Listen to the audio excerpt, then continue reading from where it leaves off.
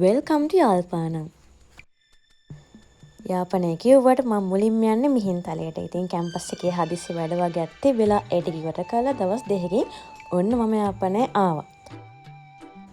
යාපනයට ගිය ගමන්ම ඒ පැත්තේ ෆන්ක්ෂන් එකකට යන්න පුළුවන් වුණා. ඉතින් ඇත්තරම අපි දීපාවලි ෆෝකස් කරන් තමයි යාපනයට ගියේ. ඉතින් මේ ඊට කලින් දවසේ ඉතින් එයාලගේ කොහොමද ෆන්ක්ෂන් වෙන්නේ කියලා බලන්නත් අපිට එදා පුළුවන් වුණා.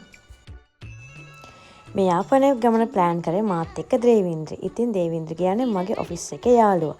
ඉතින් අපි මේ විදිහට යාපනයේ ගියෙත් ඔෆිස් එකේ මිස් කෙනෙක්ගේ ගෙදරකට. මේ ඉන්නේ මිස්ගේ දුව. ඉතින් අපි දීපාවලි සමරන්න පටන් ගත්තේ මෙහෙමයි. දීපාවලි ලැබුව ගමන් හස්කෝරු චක්කර යවලා අපි මේ විදිහට දීපාවලි ස්ටාර්ට් කරා.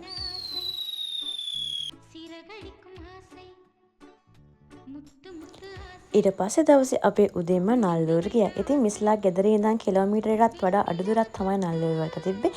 ඉතින් අපි ඒ විදිහට සාරිය අඳන් නල්ලූර වලටත් ගියා. අපේ මේ යාපනයේ ගමන අපි මාසයක් තිස්සේ ප්ලෑන් කරා. ප්ලෑන් කළා අපි චෙක් ලිස්ට් එකක් හදාගත්තා. ඉතින් මේ චෙක් ලිස්ට් එකේ උඩින්ම තිබ්බා රියෝ අයිස්ක්‍රීම් නල්ලූර තව සාරිය අඳින ඒවා. ඉතින් අපි හැම එකම එකින් එක කරගත්තා. ඊට පස්සේ අපි දීපාවලි වලට එයාලගේ එක ගෙවල් වලට ගියා. ගිහින් කෑමත් කෑවා. ඔන්න දැන් තමයි අපේ ගමන හරියටම පටන් ගන්නෙ. ජෙෆ්නා බස් ස්ටෑන්ඩ් එකේ ඉඳන් අපි අපේ ගමන පටන් ගත්තා. ඒ තමයි ටෙල්ෆ් අයිලන්ඩ් වලට. ඉතින් මේ දීපාවලි වලට පස්සේ දවස එදා ජෙෆ්නා වලට ගොඩාක් වැහැලා තිබ්බා. නමුත් අයිලන්ඩ් එකට ටිකක් වැස්ස. හැබැයි හරිම හොඳ ක්ලයිමේට් එකක් තිබුණා. ඉතින් අපි හෙට යන්න කලින් තොටුපළේ ඉඳන් අපි අපේ උදේ කෑමක් ගත්තා. මොකද ගිහිල්ලා එතන කන තනක් තියෙද නැද්ද කියලා අපි දන්නේ නැති නිසා. මේ අයිලන්ඩ් එකට යන්නේ ස්ටාෆ් අය. එයාලට ප්‍රයොරිටි එක දීලා තමයි අපිව ගන්න. මේ නේවි එකෙන් අපේ ඩීටේල්ස් ගන්නවා. හරි මම දැන් ඔයාලට ඔක්කොම ෆුල් ඩීටේල්ස් කියන්නම්. ඔයාලත් ජෙෆ්නා ගිහින් ඩෙල්ෆ් යන්න ඉන්න ඕන. ඉතින් උදේ 6:30ට ඩෙල්ෆ් වලට බස් එකක් තියෙනවා. ඒ බස් එක ඩෙල්ෆ් වලට යනකොට 7:40 වගේ වෙනවා. ඊට පස්සේ නාවික හමුදාවෙන් බෝට්ටුවක් දාලා තියෙන්නේ ඩෙල්ෆ් වලට යන්න. ඉතින් අරට තමයි බෝට් එක තියෙන්නේ. හැබැයි ක්ලයිමේට් එකේ පොඩි වෙනසක් හින්දා 9ට තමයි ගියේ. ඒ අපි වයිල් හෝස්ලා බලලා ආවේ. මෙහෙට උදේ චුට්ටක් විතර වැස්සා. ඊට පස්සේ ක්ලයිමේට් එක මාරම. ඩෙල්ෆ් වල මම ඇවිත් ටුක් එක. ඉතින් ඔයාලට මේකේ ඩීටේල්ස් ඕන නම් මට කතා කරන්න. සෝත්තු බලමු. මේ ජෙෆ්නා වල තියෙන නිකන් වයිල්ඩ් බෙරි වගේ පළතුරක්. ඉතින් අපි එක එක කෑම කෑවා. ඔයාලට ඉස්සරහට වීඩියෝ එකෙන් බලා ගන්න පුළුවන්. මේ උදේ හෙට වැහැලා ටිකක් ෆ්ලඩ් වෙලා වගේ තියෙන්නේ. ඊට පස්සේ අපි ගියා බීච් එකකට. මේ හොඳට කෝමාරිකා හැම හැදෙනවා අවුව නිසා.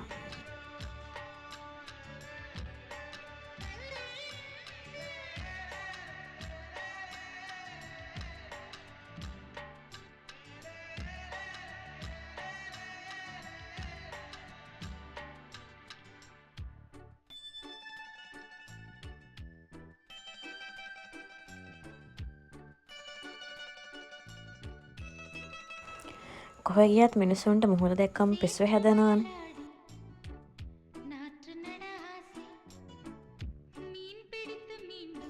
ඊට පස්සේ අපි බැලුවා අගමුල නැති නුග ගහක්, කෝවිලක්. ඊට පස්සේ බයෝබැබ් ගහ, ග්‍රොමින් ස්ට්‍රෝන් එක. මේ හැම එකම අපි හැමිට බලාගෙන ආවා.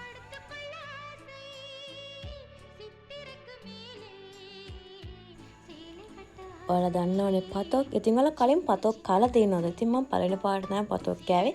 අපි එක්කන්ගේ ට්‍රේවිල් එකේ අංකල් ගොඩාක් දේවල් එකෙන් අපි දන්නේ දේවල් කියලා දුන්නා. එක එකව කන්න දුන්නා. මේක චුට්ටක් ඇඹුල් වගේ රහක්. හැබැයි මේක ඇන්ටි කැන්සර්ලු. ඒක ගොඩක් හොඳයිලු අපිට. ඉතින් ඒකත් රස බැලුවා.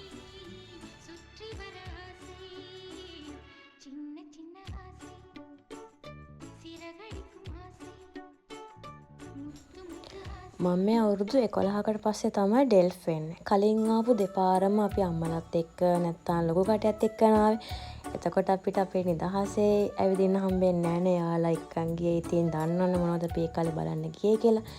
මේ වගේ තැන් හැම තැනකටම ඩෙල්ෆ් කලින් ආවට හැම තැනක් අස්සමුල්ලකට යන්න හම්බුනේ නැහැ. මේක හදලා තියෙන්නේ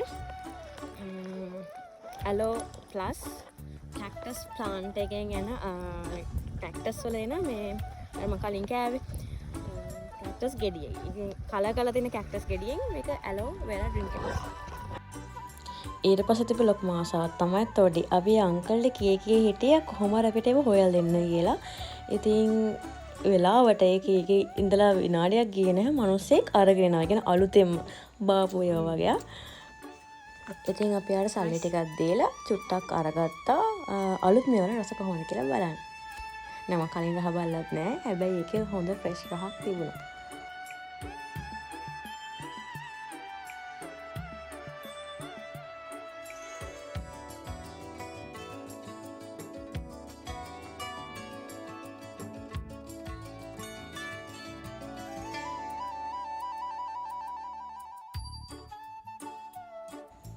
මේ අපි දවල්ට කෑමක් කන්න ගියේ තැන අපි උදේ යාලට ඕඩර් එක දාලා ගියේ දවල්ට අපි එනවා හදලා තියන්න කියලා. ඉතින් එතන කෑම හොඳයි. ඊට පස්සේ අපි ගියා බලකොටුවක් බලන්න. ඉතින් මේකේ විශේෂත්වය තමයි සම්පූර්ණ බලකොටුවම හදලා තියෙන්නේ කොරල් පර වලින්. ඒ වගේම මේ අයිලන්ඩ් එකේ තාප්ප වගේ හදලා තියෙන. තාප්ප හදලා තියෙන ඔක්කොම කොරල් පර වලින් තමයි හදලා තියෙන්නේ.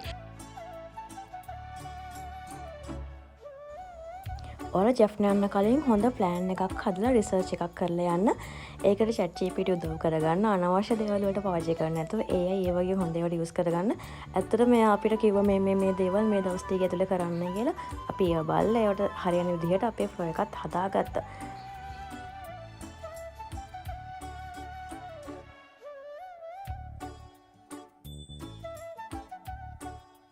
ඊට පස්සේ අපි ගියා පුරාවිද්‍යාත්මක දේවල් ටිකක් තියෙන තැනකට.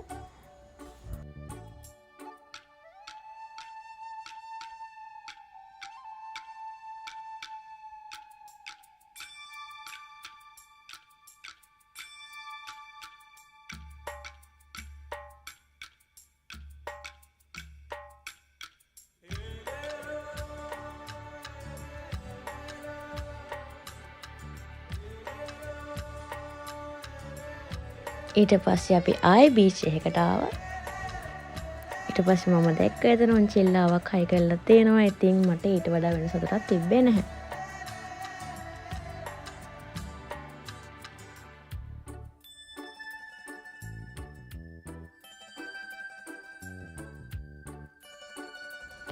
මංගේ බීච් වලින් ඩෙල්ෆ් බීච් එකත් ලස්සනට තියෙනවා. සුදු පාට වැල්ල නිසා ඒ බීච් එකේ ලස්සන සහ නිල් පාට මාරි විදියට ඇස්වලට පේනවා.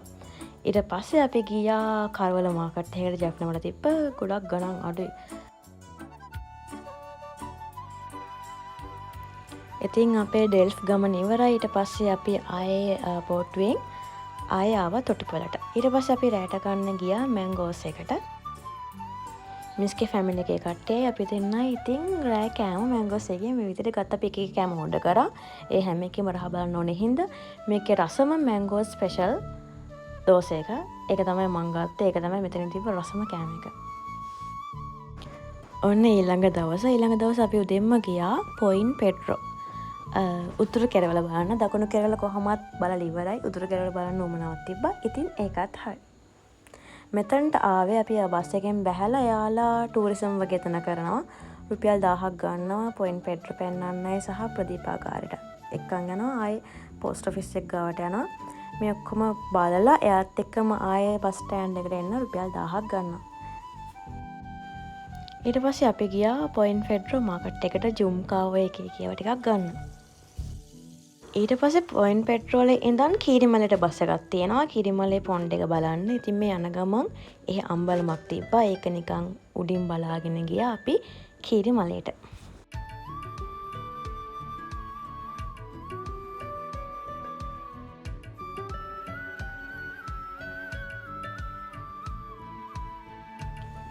මං වීඩියෝස් වල ගොඩක් දැකලා දෙනවා මේ කීරිමලේ පොන්ඩ් එක. ඒක ඇත්තටම නිල් පාට ලස්සනට තියෙනවා. මම හිතන්නේ මුහුදු වතුරම තමයි එන්නේ.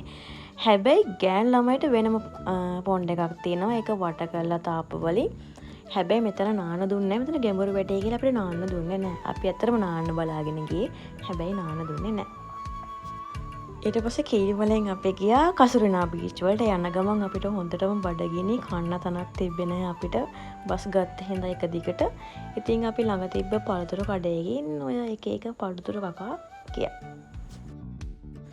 අද දවසේ අපේ එන්ඩ් එක තමයි කසුරිනා බීච්. ඉතින් කසුරිනා බීච් එක තියෙන තවත් වෙනම අයිලන්ඩ් එක. කීරිමලේ ඉඳන් ඔය ඉන්න තැනට ඇවිල්ලා එතනින් තව බස් එකක් ගන්න ඕනේ. ඩිරෙක්ට් බස් එකක් තිබුණේ නැහැ. ඉතින් මගේ යාළුවෙක් කිව්වා ජෙෆ්නා වල යනවා නම් ජෙෆ්නා යුනිවර්සිටි ගින්න යාළුවෙක්. එයා කිව්වා ලස්සන බීච් එකක් තියෙනවා කියලා කසුරිනා කියලා.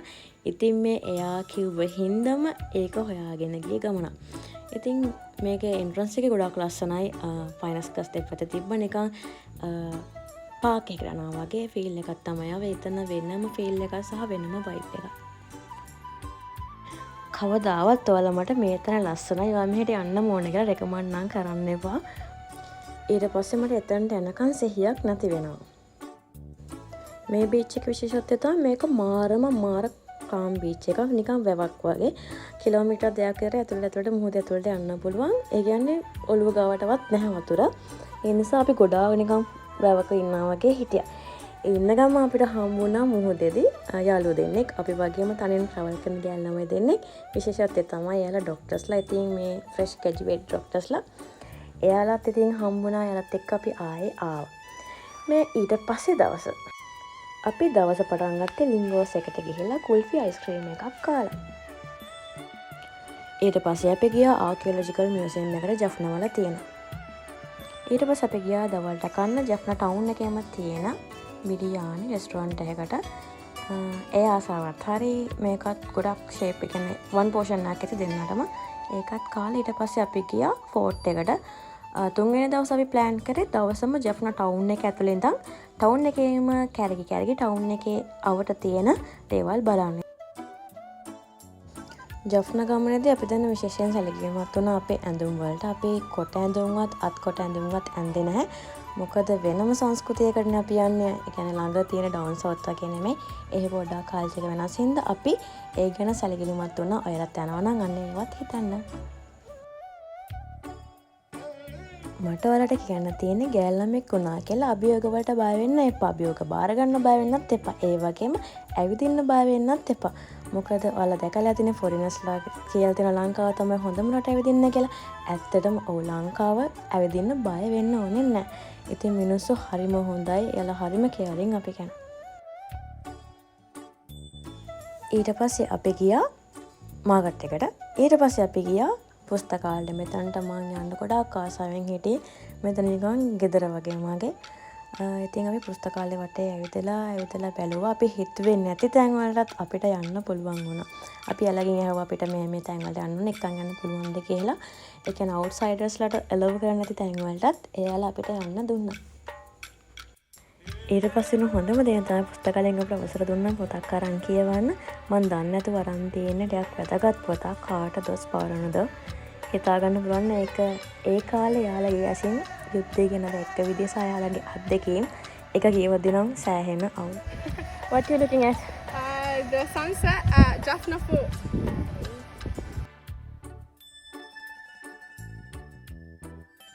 අපි දවල් ගිහිල්ලා ආයේ හවස ආවා ෆෝර්ට් වලට සන්සෙට් එක බලන්න. අපි දිනට ඇත්තටම සන්සෙට් පිස්ස දෙන්නෙක්.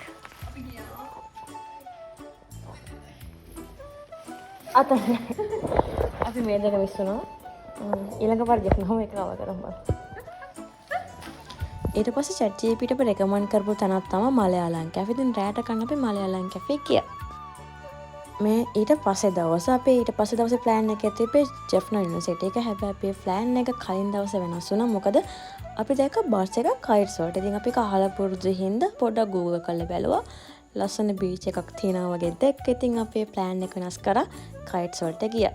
හැබැයි මෙතනින් මගින් බැහැලා අපිට කිලෝමීටර් දෙකමාරක් වගේ පයින් යන්න තිබ්බා. හැබැයි කිලෝමීටරක් විතර පයින් ගිහලා අපිට ටිකක් මහන්සිය වගේ. ඊට පස්සේ අපි දැක්කා ට්‍රැක්ටර් එකක් යනවා. ඉතින් අපි ඒකට අත දැම්මා. එයාලා චුට්ටක් ගිහලා අතට කළා ආයෙව කොහෙටද යන්න ඕනේ කියලා. ඇත්තටම මට චුට්ටක් විතර කොන්ජම් තැමිල් පුළුවන් හින්දා වැඩේ ගොඩ දාගත්තා. මම කිව්වානේ මිනිස්සු අපිට උදව් කරන්න බලාගෙන ඉන්න කියලා. ඉතින් මෙයාලත් ඒ වගේ අපිව එතන බීච් එකට ඇරලා ආයාලගේ ගමන ගියා.